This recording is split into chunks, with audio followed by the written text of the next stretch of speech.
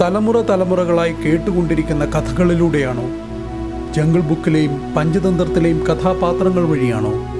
Gym കോർബറ്റിൻ്റെയും Kenneth ആൻഡേഴ്സണിൻ്റെയും വേട്ടക്കഥകൾ കേട്ടറിഞ്ഞുണ്ടായ കൗതുകമാണോ?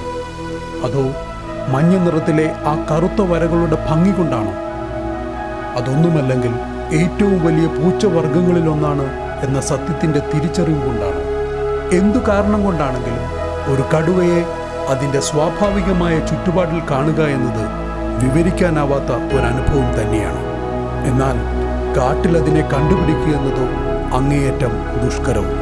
കാട് എത്ര അറിഞ്ഞാലും സൂചനകളും അടയാളങ്ങളും എത്ര പഠിച്ചാലും ഏതൊരു പരിചയസമ്പന്നൻ്റെയും കണ്ണിൽപ്പെടാതെ വഴുതി മാറുന്ന ആ രഹസ്യക്കാരനെ കണ്ടെത്തിയ ഒരനുഭവം പങ്കുവയ്ക്കുന്ന വീഡിയോയാണ് ഇന്നത്തേത്.